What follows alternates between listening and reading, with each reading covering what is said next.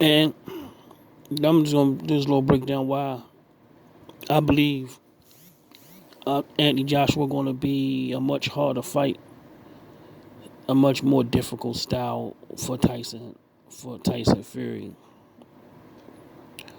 So a few things I see AJ AJ doing that AJ do that Wilder don't do on a consistent basis. So it's just a few things I'm gonna let y'all be aware. Y'all can go check them out for yourselves. Tyson Fury, he's almost like an underrated boxer. He's a better boxer than a lot of people give him credit, but you know, a lot of people haven't been in the ring and haven't took a punch before, so they say they talk out the head. But I took punches, so I know how it is. But what AJ do, AJ he set a lot of things up off his jab, and it's two or three different things he do with his jab that makes him able to land his right hand that you really don't see coming.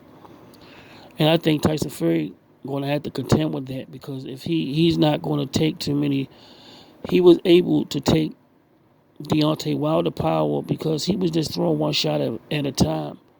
AJ throw a lot of combinations, head and body, and he switches up to the body to the head. And I believe Tyson Fury gonna have to take a different approach, like walking. If he walk in, he's going to lose his range. He's going to lose his range against Joshua and probably get hit with some uppercuts and some body shots, because if he one thing that he do, meaning AJ, he probe a lot and he feints. He feints a lot off the jab, and you don't see a lot of people doing that.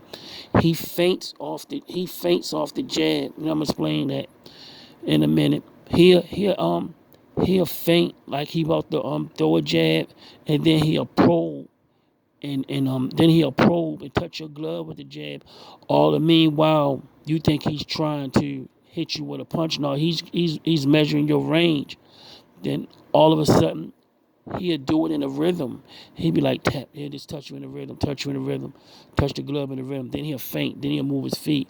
Then all of a sudden, he'll see where your head go at. And that's what Tyson Fury is not going to be able to keep changing stances on. He's not going to be able to change stances on them, because I believe that's when he's going to be so preoccupied with that hard jab. He ain't gonna want to eat all the right hands and combinations. He have to worry about Anthony Joshua left hand, but you can't do that with you can't just ignore AJ left hand, because he'll hook you. He'll hook you if he see like Tyson Fury drops his hand, he'll hook over top of that. But if Tyson Fury drop his left hand, then he gonna have to worry about that right. And from the southpaw stance, the same versa. AJ is a live dog in this fight.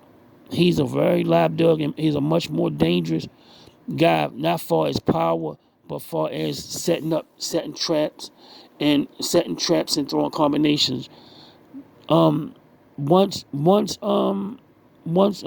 throw his main shot, he more seldom he's off balance. So Tyson Fury don't have to worry about nothing coming back. That's all he got to worry about, that thunderous right hand. And if you keep moving around on an angle, it's not going to land. It's not going to land as flush as you want it. But the difference, Wilder just throwing that one punch, AJ throwing two punches, with two hands, throwing combinations, and he has good footwork and good balance. So if he throw two punches, he's still gonna be on balance. If he throw three or four punch combinations, he gonna still be on balance. And most of these things, he changes rhythms. So if he touch his gloves, he'll change rhythm and shoot. He'll change in rhythms and shoot the jab to the body. I see him do it. Then he'll change rhythms, bop. Then he'll do it to the head. and then sometimes he throw the right hand behind it. So he got a more educated game, better footwork, better balance, and better fighting in close range. After you get in close with Deontay Wilder, he stopped working. He stopped working. He don't dig to the body, and he don't stab to the body. He stopped boxing. I believe that Anthony Joshua gonna box more, and he have a better chance. Not that I'm picking him to win, but he have a better chance than Deontay Wilder because he using two hands and he got better setups and better setups, better balance, and that means a whole lot, and a way better jab. I believe Deontay Wilder got a harder jab, but he got a harder jab that you have to worry about. But AJ got a tricky jab. Wilder just got the fastball. AJ got the curveball. He got the slider. He got the knuckleball. He got all these. I got to pause when I say that. But yeah.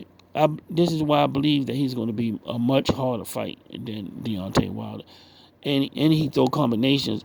And Fury usually get out the way. That's why all the Wilding was catching him, because he usually slipped the 1 and the 2. But if you do 1, 2, and 3, and 4, sometimes he changes up. Sometimes he freezes up. He'll freeze up, and you'll catch him. And sometimes he get lackadaisical on the ropes. That's how Stephen Cunningham was able to drop. Cunningham was able to drop him. He get lackadaisical and start playing. That's a bad habit. That's a very bad habit. If he play like that against Andy Joshua, he fuck around and don't wake up. Fuck around and get knocked out. But it's hard to knock out Fury. But that's why I believe the body attack is going to be very prevalent in this fight. It's going to be very important. I believe if they smart, they're going to go to his body, and that's going to open up a lot of jabs and a lot of right hands and combinations. Y'all let me know what y'all think. Leave a comment. Support the channel, y'all. Peace.